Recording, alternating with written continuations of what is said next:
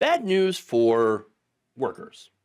Outgoing Senator Kirsten Sinema and independent Joe Manchin turned up in Congress to hand Republicans control of the National Labor Relations Board. That's right.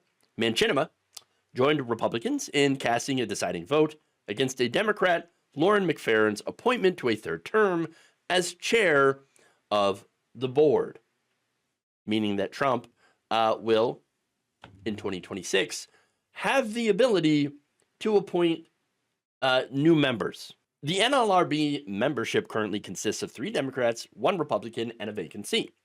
With the blocking of McFerrin's reappointment, this will fall to 2 Democrats, 1 Republican, and 2 vacancies after December 16th.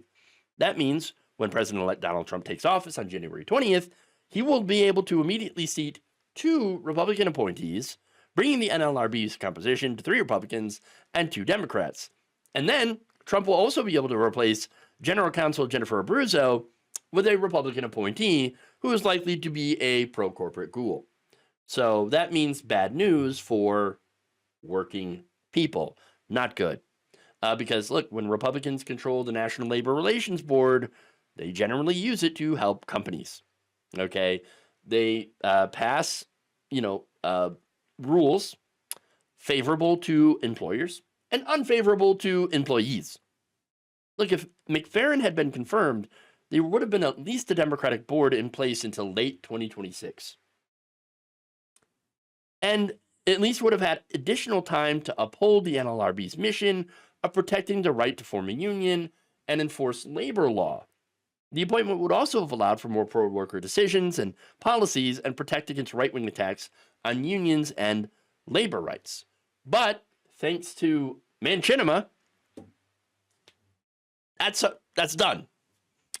And by the way, it's funny because Sinema was a no-show until this vote. She had missed every single Senate vote in the past week through Tuesday, but decided she was going to show up for this one. Gee, I wonder why. And maybe it's because she was paid very handsomely by her donors to show up and then crush working people one last time, for old time's sake. Remember her thumbs down moment, okay? As if that wasn't bad enough. Nope, she's going to show up. She's going to top it. And that's what happens. Why does Kirsten Sinema, why does she hate working people so much? I think I already answered the question. Yeah, I think she's paid to. The same with Joe Manchin. In fact, he told reporters after the vote that he had opposed McFerrin's nomination because she supports a joint employer rule.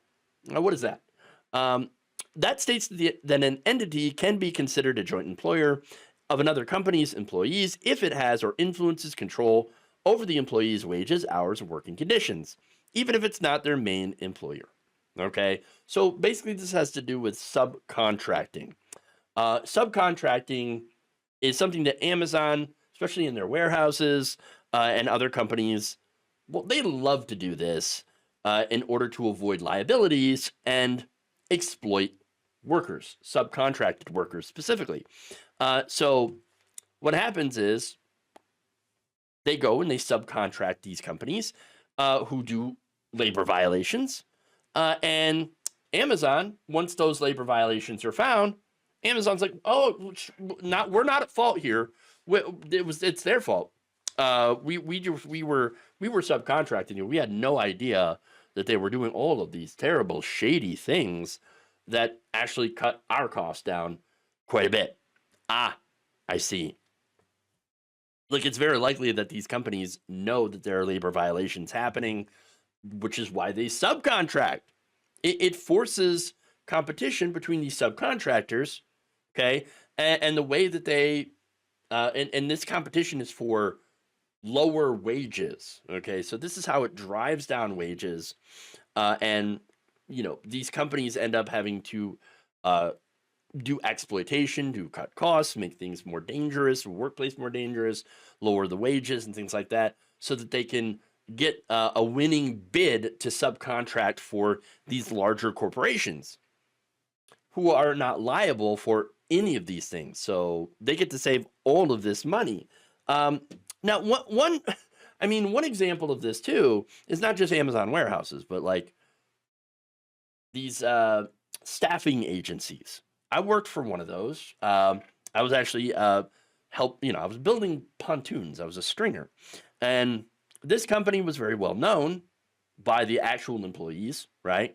That you're working side by side with, okay, as a temp worker. They're known for letting people go just shy of their 90 days, of which they, of course, worked for lower wages and no benefits whatsoever, before letting them go. That's it. And bringing in a new batch of lower paid temp workers. So I was one of those temp workers, and that happened to me. And so under this rule, it would have been much more difficult to exploit workers in that way. But now, thanks to Joe Manchin, thanks to Sinema, you can kiss this rule goodbye. It is gone. It is gone. Even Chuck Schumer was annoyed by this. He said, "It is deeply disappointing, a direct attack on working people, and incredibly troubling that this highly qualified nominee with a proven track record of protecting worker rights did not have the votes." I mean, again, they've joined with all the Republicans in voting against this nomination. So there you go. Now, here's the thing. I had issues with Joe Biden. I'm very open about that, right? But his labor board was awesome. A very, very pro-worker, right? Lena Khan, who was, great. She just got replaced as well. She was very pro-worker, pro-consumer, and obviously anti-monopoly. And so they actually looked out for workers. But while Republicans and obvious sellouts like Sinema, who pretend to be progressive, by the way, in order to get elected, they turned against workers and immediately grabbed that bag. Her and Manchin sunk the minimum wage increase. They sunk Build Back Better, and now just helped Donald Trump to be able to sink working class people. Thank you for watching. If you enjoyed this video, please like, share, subscribe, hit the bell icon in order to get notified whenever a new video is released. And if you want to support independent, progressive media through this difficult time where it seems like everybody is shutting down, you can become a member on our YouTube page, you can become a subscriber on Facebook, or you can go to my Patreon. It's patreon.com/Jeff Waldorf. Thank you.